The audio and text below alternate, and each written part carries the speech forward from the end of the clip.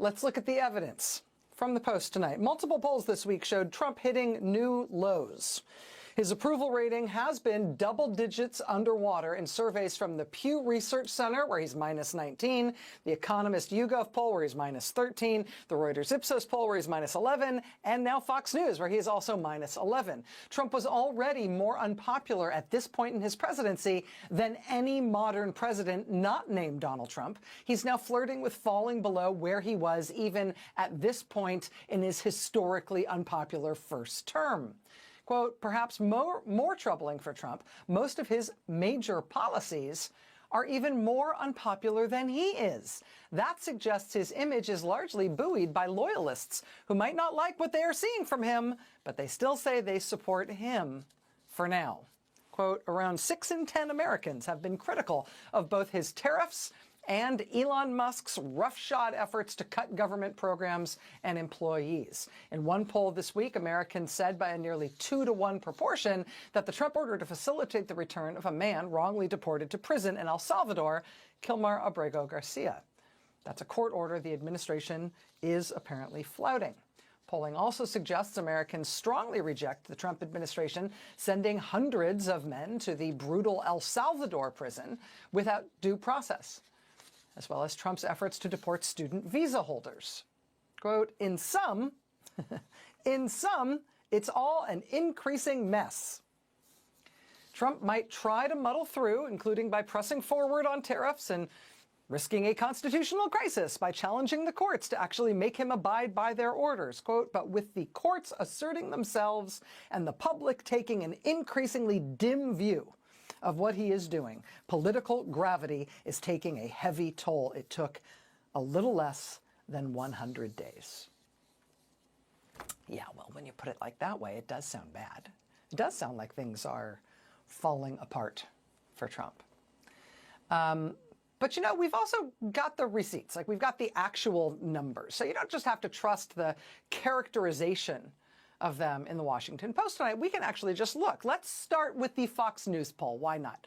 I should say that while Fox News on TV is all pro-Trump all the time, it's also true that their polling unit is just a normal polling unit that does normal scientifically sound polling. So you hear Fox News poll doesn't mean it's like a Foxy poll. It just means it's a poll that's done by the Fox News organization. That said, this is what they're turning up right now as Trump hits his 100 days benchmark. And it is really, really not good for Trump. Do you think the Trump administration has been competent and effective in managing the federal government? No, by a 9-point margin. Do you approve of the job Donald Trump is doing as president? No, by an 11-point margin. In the long run, do you think Donald Trump's policies will help the country? No, by an 11-point margin. So, you know, not positive on the big picture for President Trump. Well, what about the other president? Do you approve of the job Elon Musk is doing, working with DOGE, the Department of Government Efficiency? Fox News poll respondents say no, resoundingly, by a 17-point margin. Do you approve of the way Donald Trump is handling the economy? No, by an 18-point margin. 18 points on the economy. Do you think Donald Trump's policies are helping the U.S. economy? No, by a 22-point margin. Do you think imposing tariffs on products imported from other countries helps the U.S. economy? No, by a 23-point margin. Do you approve of the way Trump is handling tariffs? No, 25-point margin. Do you approve of the way Trump is handling inflation? No, 26-point margin. Oh, and here's a really good one. This is, again, the Fox News poll. If President Trump thinks the Supreme Court is overstepping its constitutional authority, can he ignore the court? No, by a 49-point margin. So that's the Fox News poll. Obviously, that's all terrible news for Trump. The others are worse. Here's the Economist YouGov poll. They polled on a bunch of policy issues, asking people not or hurt the United States. Hurt by a 33-point margin. Do you think Donald Trump has the temperament to be the president? No, by a 10-point margin. Are you confident in Donald Trump's ability to deal wisely with an international crisis? No, 13-point margin. Are you satisfied with what Trump has accomplished in his first 100 days as president? No, 15-point margin. Trump has been president for about 100 days. Has he performed better or worse than you expected when he became president. Worse by a 17-point margin. Since President Trump took office, has his behavior in the United States, has his behavior in the White House helped or hurt the United States? Not just the economy, but has he hurt the nation? Hurt. Has he helped or hurt? He has hurt the nation, Americans say, by a 24-point margin. Other than that, Mr. President, how's your first 100 days been? Couple more. And this is interesting. NBC News has brand new polling on young people's views. This is people age 18 to 29. People age 18 to 29 disapprove of Trump's handling of inflation and the cost of living by a 39-point margin. People age 18 to 29 disapprove of Trump deporting people for participating in protests about Israel's actions in Gaza. They disapprove of that by a 52-point margin. And look at this. Should people in the U.S. who hold student visas, work visas, and green cards be given due process protections when facing criminal or civil charges? Should they get due process protections? 92% say yes. 92%. I don't know. Maybe they might be over questions they're asking, and you'll see what I mean when I give you these questions. But again, I'll tell you the bottom line here. The answers for Trump are all the same as those ones that I just read. None of it is good for him. Just look at this. This is the Pew poll. When it comes to cuts the Trump administration is making to federal departments and agencies, would you say that the Trump administration's approach will save Americans money in the long run? No. No, by a 7-point margin. Do you approve of the Trump administration's actions to end diversity, equity, and inclusion policies in the federal government? No, by a 9-point margin. Do you approve of the cuts the administration is making to federal departments and agencies? No, by an 11-point margin. When it comes to cuts the Trump administration is making to federal departments and agencies, do you think the administration's approach will make the government run better? No, by a 15-point margin. Okay, so this is all very bad, right? Well, how about the Trump signature issue, right? The big splash he wants to make, the thing he wants to be known for, the thing he says is the most beautiful word in the English language, the thing he celebrated with something he called Liberation Day. How do we feel about that? Because that's where Donald Trump thinks he's best positioned with the American public. Do you approve of the Trump administration substantially increasing tariffs on goods imported from most countries that trade with the United States? Do you approve of Trump's tariffs? No, by a 20-point margin. He does in the Pew poll get one big yes, though, a really big one. The question is, if the U.S. Supreme Court rules that a Trump administration action is illegal, do you think the Trump administration has to follow the court's ruling and stop that action? Americans say yes, by a 79-point margin. So yeah, what was that? What was the headline in the Post tonight again? Are things falling apart for Trump? Yep. Yep. On every front. And I mean the top line takeaways in terms of how the country feels about him are just brutal. I mean, in that Pew poll, his overall approval disapproval number is -19. He is 19 points underwater while he is still in his first 100 days in office. He is 19 points underwater in terms of overall approval versus disapproval. That's crazy. This is the headline Pew put on its article presenting the results of its poll, which makes it seem like even they were a little shocked. Quote, Trump's job rating drops. Key policies draw majority disapproval as he nears 100 days. Outlets like CNBC are pulling results from that poll to show not just how bad things are for Trump right now as he approaches 100 days, but also how quickly he is dropping. Yeah, please, go ahead. Norwegian statistics are showing that the U.S. actually has a trade surplus with Norway. Are you going to be looking into that and see which of the countries are actually in a trade surplus? Yeah, well, with the United States, almost everybody has a surplus. But not so many. It's really an amazing, numbers. it's an amazing phenomenon. No, there's a surplus of a couple of $1 billion I think you have with us. I congratulate you. That's very good. We got to get a little bit of that for ourselves, maybe. But They do have a surplus. Norway has a surplus. Because you know who has more cognitive depth than Jesse Waters? A fucking toaster. Because at least the toaster doesn't go on national television and blame immigration for cloudy weather. You think I'm joking? I watched it. Jesse Waters, officially the dumbest man on TV. If you think different, comment section all yours. You weren't ever on Jeffrey Epstein's jet, were you? I was on Jeffrey Epstein's jet 2 times. Jesse Waters, ladies and gentlemen. A man whose brain is so smooth, water slides off it.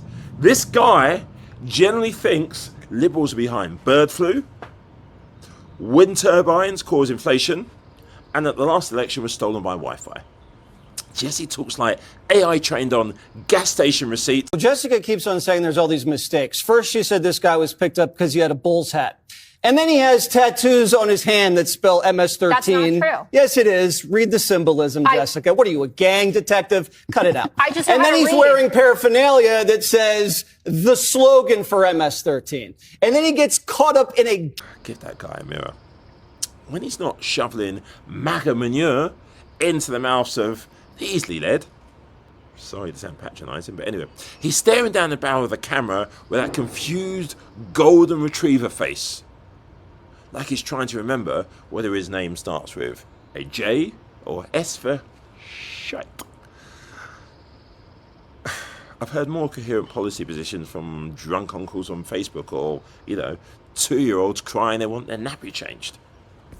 And this is the most watched show on Fox. Well, Judge Janine Weinbox, the passport to the source. Yes, Judge Janine Pirro.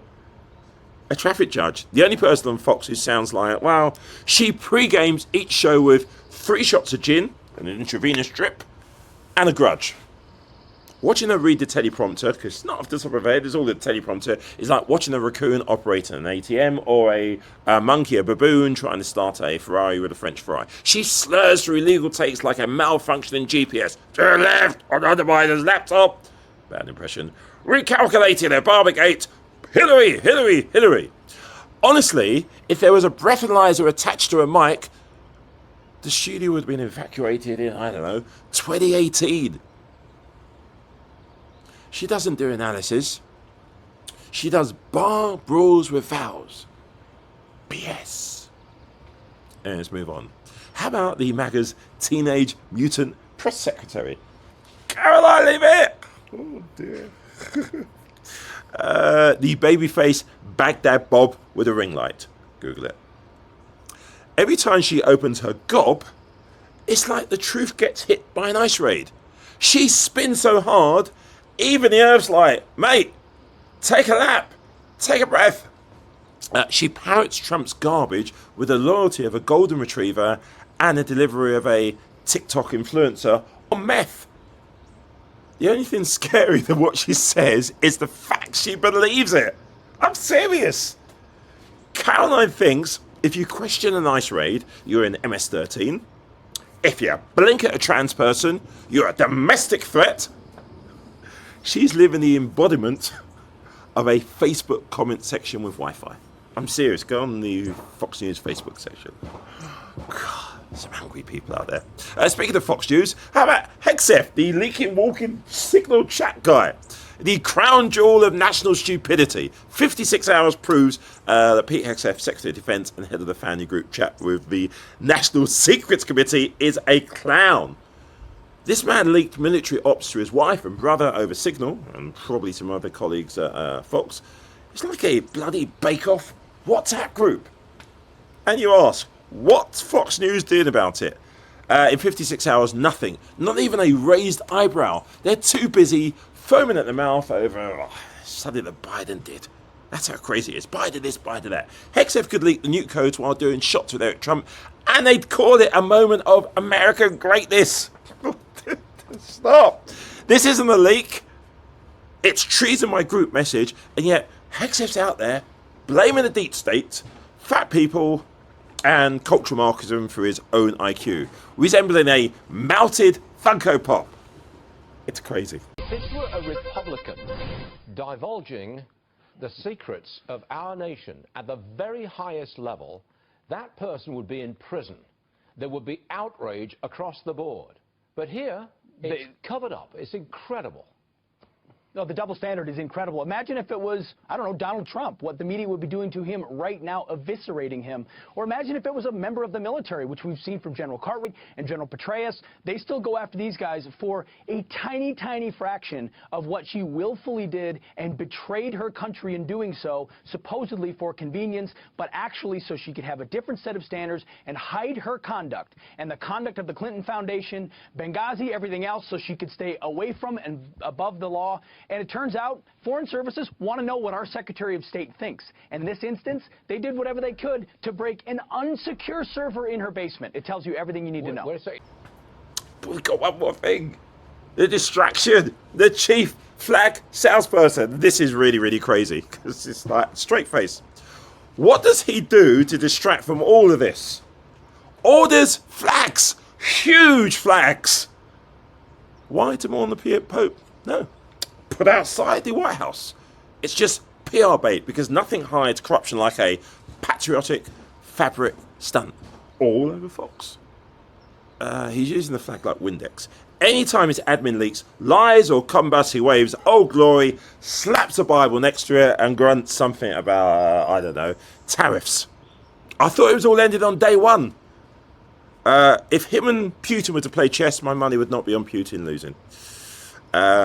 The latest plan, tariffs to fix masculinity. You heard that right. Jesse Waters on Fox called it a great way to help men start families.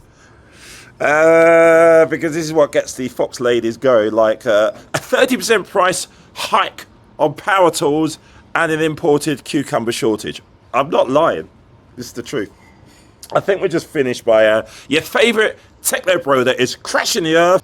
The man is, well, he's stepping back from his role in Trump world to focus on Tesla. 72% screw up, but that's where he is. The tech bro code for the stock is in the toilet, and he's been LARPing as Iron Man for too long, so he's going back to do whatever he can to save the crashing car. But he's been out there boosting tariffs, licking boots, and still can't get Cybertrucks to work without spontaneously doing cartwheels in traffic. They're stuck with glue, you know. He's like a Bond villain, but with fewer ethics and worse fashion. Anyway, in closing, here's my takeaway. I'm going to sum it up like this, yeah? You've got Fox News anchors who couldn't pass what we call in England a GCSE. That is a basic examination. A defence secretary who leaks like a busted keg when they're not at it themselves. A press secretary with the ethics of a snake oil salesperson. And the commander-in-chief burying reality under discount flags and breaking Fox News irons. And of course, Elon using the economy as his personal etch-a-sketch. And millions of viewers are lapping it up like diarrhea in a gold toilet. I kid you not. 56 hours I watched that. Anyway, God bless America and pass me a drink. I now need 56 hours of therapy, bleach for the soul, and a VPN just to feel safe again.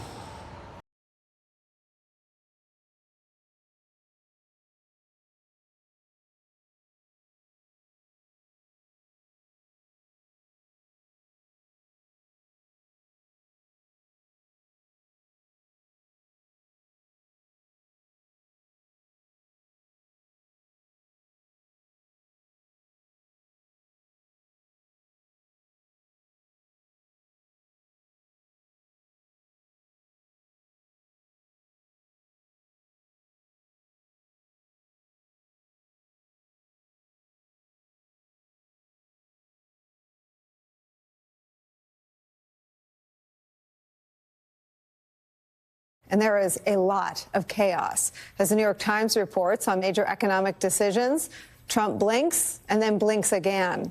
Donald Trump threatened to fire Federal Reserve Chair Jerome Powell, then changed his mind and backed off that threat. After slapping so-called reciprocal tariffs on every country and every island in the world, even those inhabited only by penguins, he reversed himself on that and announced a pause on those, too. As for China, which is subject to a 145% tariff, Trump says, well, Now they're negotiating. We are going to have a tariffs? fair deal with China. It's going to be fair. Are you talking to them actively now? Actively. Everything's active. Everybody wants to be a part of what we're doing. The Chinese government says no, not active. Quote, China and the U.S. have not engaged in any consultations or negotiations regarding tariffs, let alone reached an agreement, end quote. Adding that while China is open to talks, quote, if it's a fight, we will fight till the end. Confronted with China pouring cold water on Donald Trump's version of reality, Trump said this. A question on China. Can you clarify with whom the U.S. is speaking with China? They're saying it's fake news that trade talks are happening. Well, they had a meeting this morning, so I can't tell you. It doesn't matter who they is. They just doesn't include China and the U.S., according to China. New York Times reports this, quote, in private, some Trump officials concede that they did not accurately predict China's reaction. Trump seemed to expect China to be among the first to come begging for relief, given the size of its exports to the U.S. Trump's erratic behavior around economic policy, what has sunk in? I mean, the main thing that has sunk in is that maybe Donald Trump doesn't know exactly what he's doing. Look, the fact is, when it comes to why a lot of voters, not all of them, not, the hardcore MAGA people, but there was another major slice of the Trump voting coalition that were people who just wanted things to cost less, right? They were upset about inflation. They were upset about the cost of housing. And they heard Donald Trump promise to lower the price of groceries. And that he was going to lower the cost of everything. It was going to be so easy and so fast. And when you listen to voters and focus groups, they say not only are things not getting better, but it feels like they're getting worse. And the level of uncertainty that they feel, and that is it. I really want to, it's the uncertainty that you can hear from people. You'll get some who are, they're still fans of Donald Trump, but they're kind of like, boy, I hope this works out. I'm not sure. But then you get other people, especially people who are cost constrained, who are at the lower end of the income spectrum. And those people notice every dollar and the way any price that goes up. And so from those voters who heard the promise that Trump was going to lower costs, who thought he was a businessman who knew what he was doing, and is now watching this chaos and not seeing their prices go down, they are starting to lose faith that he's going to be able to keep the promises that he made to them. Sarah, you and I had a lot of conversations in the run-up to the November election day, talking about how, who could break through to people? Could generals make the argument? And they finally, in the closing days of the campaign, spoke out about who Trump was. They said he was, quote, fascist to the core. I think that no one would have ever been cynical enough to want people to experience any economic insecurity, instability, or rising prices, right? It's not a thought exercise, because too many people's lives and livelihoods and sense of their place in the world is at risk. But Donald Trump has done that experience for us. And I think if we go into the numbers, he's never had a 33% approval on any economic question. I don't think he even had that during the pandemic, when the disapproval was for supply chain issues, which people didn't completely blame him for. The world was shut down. The world streets were empty. And 38% is his overall approval on the economy. Has he ever been here before politically?